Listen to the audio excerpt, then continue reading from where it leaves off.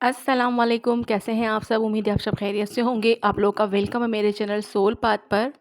और आज जो मैं गाइडेंस आप लोगों को देने वाली हूँ, जो कुछ बताने वाली हूँ, वो है साइलेंट ट्विन के बारे में। यानी कि आपका जो डीएम है, वो साइलेंट है, आपकी उसके साथ कोई बातचीत नहीं होती है, या फिर कभी अगर होती भी थी तो लेकिन लेकिन अब काफ़ी वक़्त गुज़र गया है। रीज़न कोई भी हो सकता है उसके खामोश होने का, लेकिन वो साइलेंट है और अब आप इस जर्नी को साइलेंट जर्नी कहते हैं, ठीक है? तो आप कहते हैं कि आप लोग साइलेंट जर्नी में हैं क्योंकि आपके डीएम की तरफ से कोई हलचल नहीं है, कोई खैर खबर नहीं है, कुछ पता नहीं है। तो वो अब किस लेवल पर होंगे, या फिर वो साइलेंट हैं तो फिर वो क्यों हैं? ठीक है?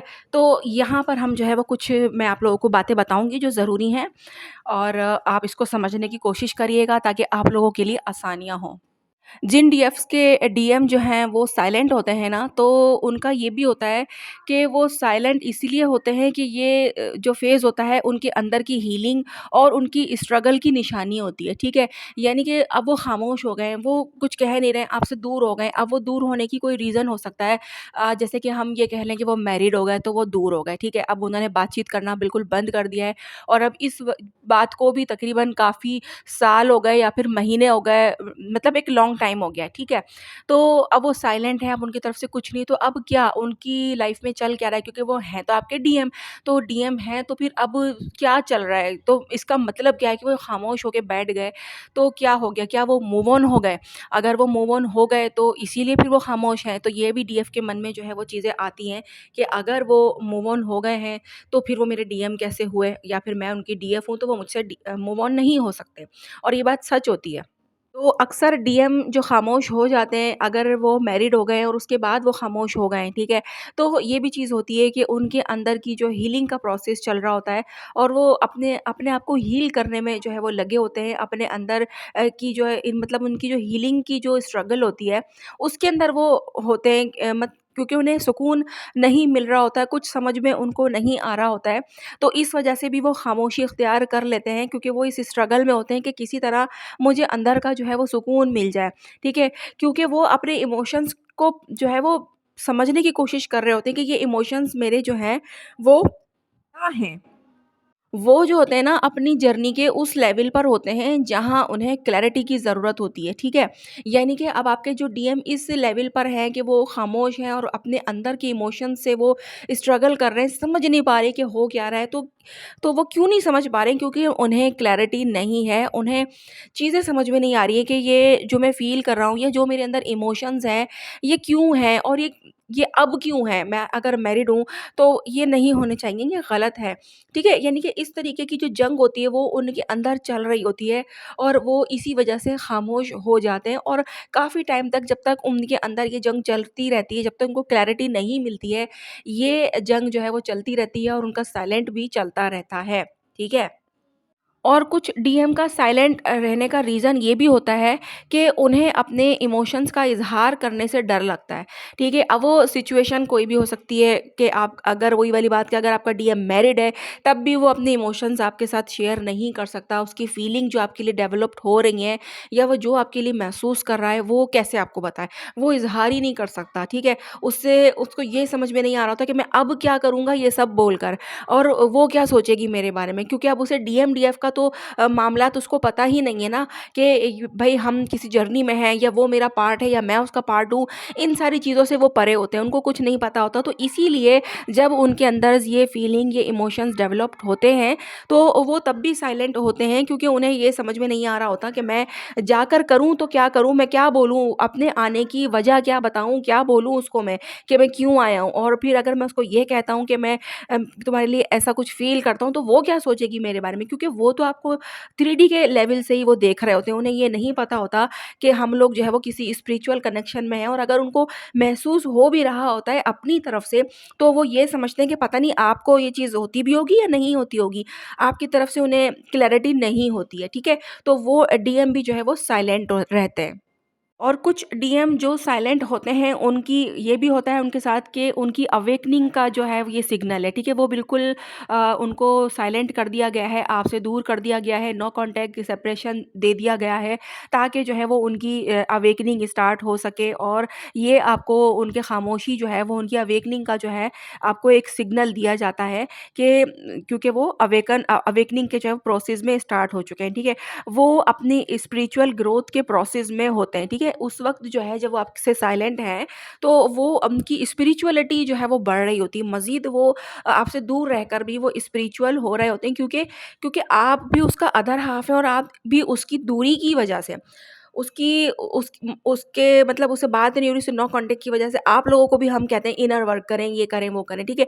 तो आप भी इस तरफ जो है अपने इन कामों में लगे होते हैं और वहाँ आपका डीएम जो साइलेंट है, उसका भी एक अलग फ़ेज़ चल रहा होता है जो आपको पता नहीं होता, लेकिन वो भी स्पिरिचुअलिटी की तरफ जा रहा होता है जब आप स्पिरिचुअल बन रहे होते हैं, ठीक है? जब आप डिवाइन के साथ कनेक्शन को बना रहे होते हैं, तो सेम उसी वक़्त उसकी लाइफ़ भी चेंज होती है, ठीक है? ख़ास तौर पे मैं आज उन लोगों के बारे में बता रही हूँ जो साइलेंट जर्नी में हैं।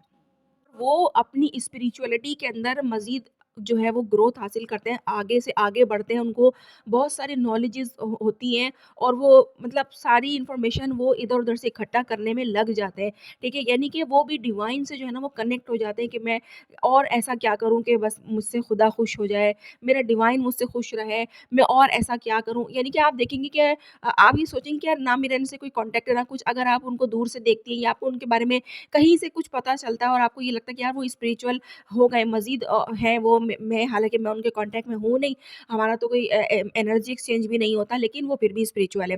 तो वो जो है इसीलिए स्पिरिचुअल हैं क्योंकि आप भी यहाँ पर इनर वर्क करके अपने कनेक्शन को जो अपने डिवाइन के साथ जो है वो बना पाई हैं।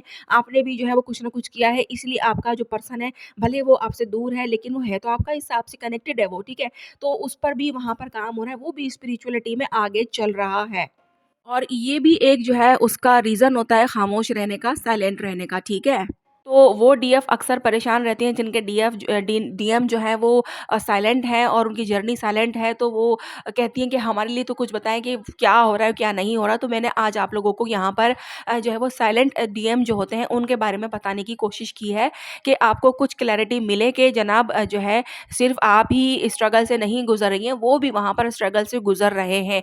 और जो पॉइंट्स मैंने आपको बताए हैं, इनमें से कोई भी पॉइंट्स जो है वो उनके साथ लग सकता है, वो इस सिचुएशन में भी हो सकते हैं कि वो अपने इमोशंस का इज़हार करने से आपसे डर रहे हैं, उनको नहीं समझ में आ रहा कि मुझे कहना चाहिए या फिर नहीं कहना चाहिए, या फिर सही है या फिर गलत है।